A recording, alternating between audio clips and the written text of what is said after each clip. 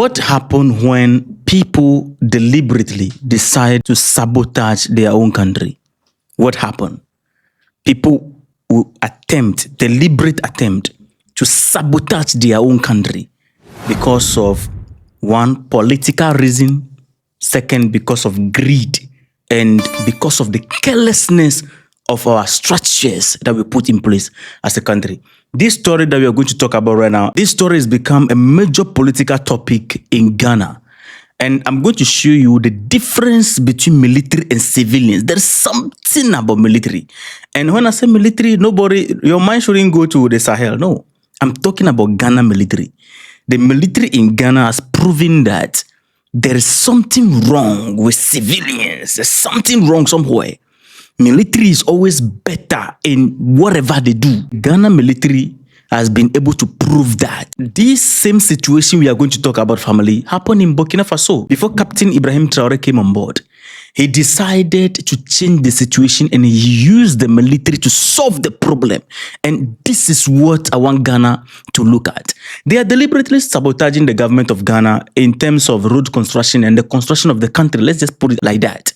Now, the government of Ghana pull out a program they call the Big Push program in Ghana. The key focus of this particular program is about constructing our road, but something deliberately is happening in the road sector, construction sector, with the contractors. So family, stick around. Let me give you the background of the story and you see how the civilians are handling this situation and how the military of Ghana is handling it compared to how the military in Burkina Faso is doing the same thing. You can see that there is some kind of similarity between the military men. Now, this program we are talking about, which is the Big Push program, the President John Dramani Mahama announced in 2026 State of the Nation address that 50 major road projects covering about 1,144 kilometers were already underway under the Big Push initiative. The government also said that it was continuing 23 inherited road projects covering 573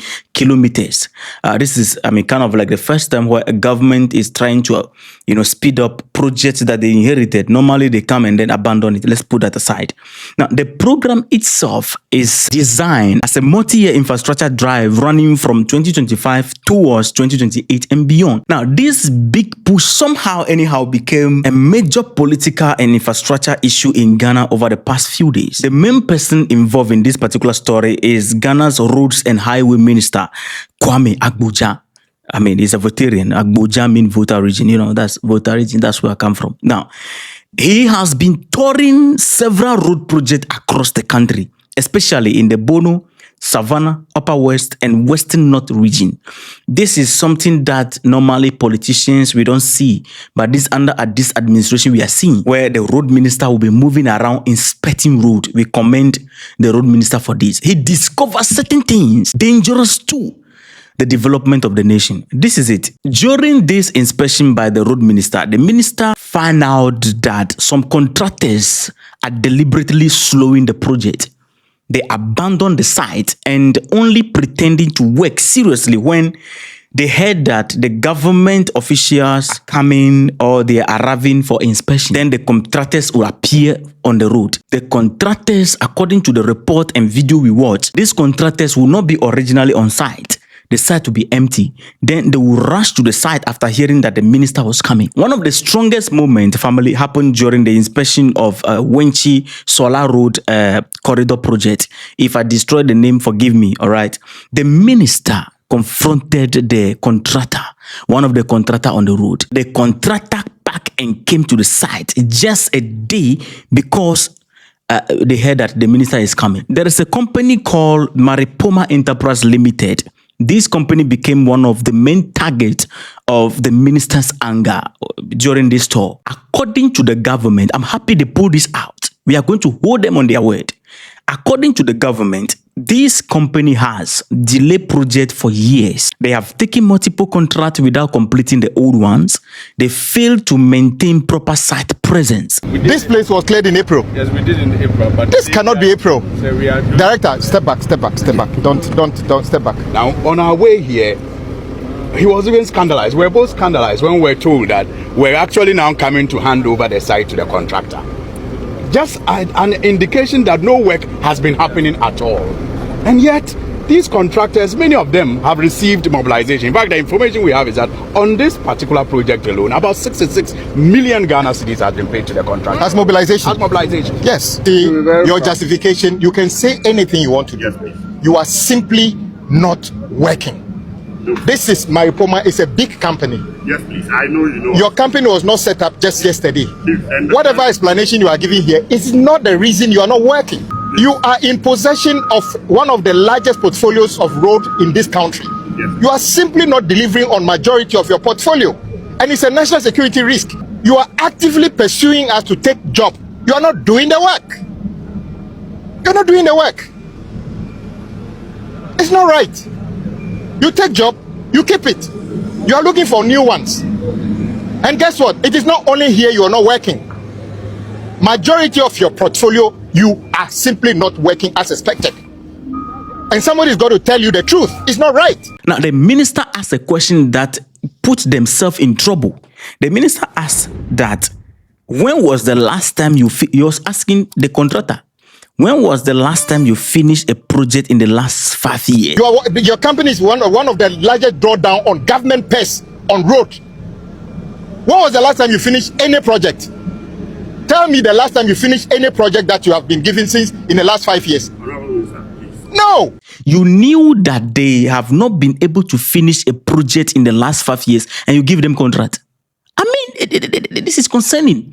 The minister is accusing them of taking new contract while leaving the older project uncompleted. One of the things the road minister did, where I was happy about, is that the road minister ordered the contractor or handling the portion of the road to achieve at least 20% progress within 2 months or they face termination of their contract. That is wonderful right there. The minister made it clear that no contractor is bigger than the government. That is cool. Now, when the minister got there, do you know what happened? It is not only the minister with the people who got there that noticed and they are accusing these contractors. The people in the area, the residents and youth in some of the affected communities came out and they're like, yeah, these people, they just came on board. They were not here. Everything was empty. They were not on the road. So the people also, they are observing. And according to the minister, some of the residents, the youth in some of these communities, they are becoming very angry because the road remain unfinished despite multiple promises that they are going to build the road. And they will award the contract, the road will not go on. After election, we change government and then it continue. Now, under this particular project again, I give you the background right now. Let's come to the military.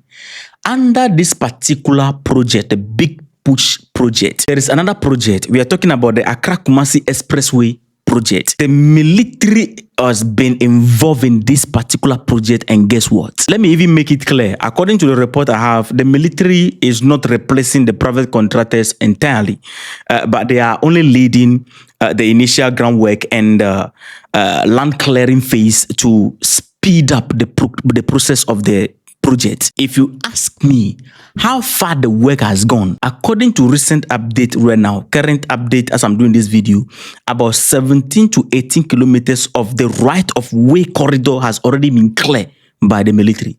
That is the difference I want you to see. That is just the difference I want you to see. 17 to 18%. Within few weeks, the government explained why they are using the military. The government said the military engineers are being used because they can mobilize quickly. They have heavy equipment, engineering equipment. They can reduce delays in the early phase. If that is, and because the project is being treated as a major national priority due to the heavy congestion on the current highway, so they give them the clearing phase in order to speed up the project. If that is the case, why don't we involve the military and give the military to get the job done than these private contractors sabotaging the government, deliberately leaving the work, abandoning the work? Because they know that if they delay, after 4 years, government change, the money they took, everything, nobody's being held accountable. They know that nothing will be done about it, which is the reason why they are doing it. When the minister is saying that They go there, and some of them they show up and they take contract without proper equipment. They are not well mobilized. You know before you give them the job? That is the question we are asking. Burkina Faso was facing this program in the hand of, in their cases, most of the contract has been given to, foreigners. And they have been facing this particular problem in the hands of foreigners. And they decided that they are going to give the job to private, local contractors, as Ghana is also doing. That, let's give the job to our local contractors so that they can get something to eat. But Burkina Faso is doing it a bit different. They are involving the military. The military, some cases, the military, they are in charge of constructing the road. For the contractors to also have something to eat, they have given them some portion. But guess what? The military is on site supervising the contractors to make sure that they get a job done with speed.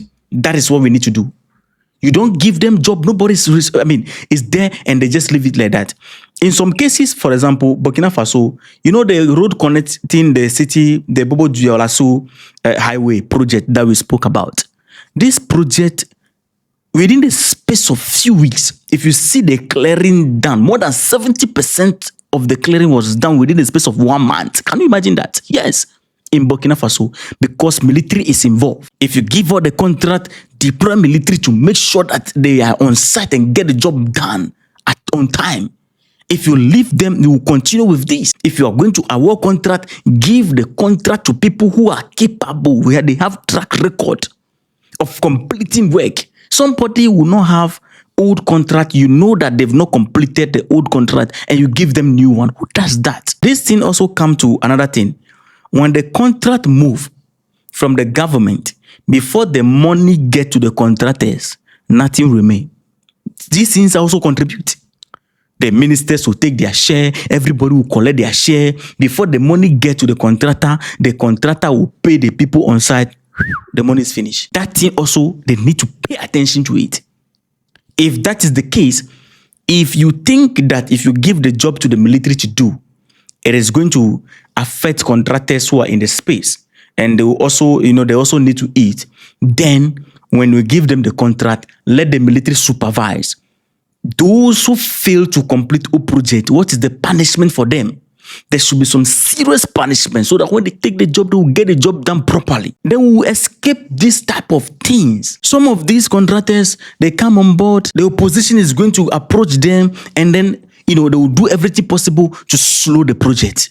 These things are happening. So because of sabotaging, and already the kind of politics you are practicing in Ghana involve the military in making sure that they supervise contractors on the road to finish the job. Simple and short. We can escape this. This is not a problem. Involve the military. Problem solved. For example, the Eastern Corridor, on the voter region. The Eastern Corridor there. Go and see. That road have been under construction for how many years now? I don't know. Contractors will be on site today. Tomorrow they are not there. The next day they are there. Tomorrow they are not there. You don't know what is happening on that particular road. You can't tell what is going on that road. So in this sector, I think there should be complete overhaul where people can be held accountable if they fail to deliver after taking money or taking contracts. If you trace this right now, is going to link to politicians who are involved to make sure that this job is not being completed, just to make sure that, because it is not our party kind of thing, this thing are going on. So understanding the politics we practice, I believe that if we involve the military, but without partisan approach, we'll get this problem fixed. But let me know your thoughts in the comment section. This is Official Survivor Media. Try and like, subscribe, and be part of this awesome family. All right. Let me know your feedback. Respect.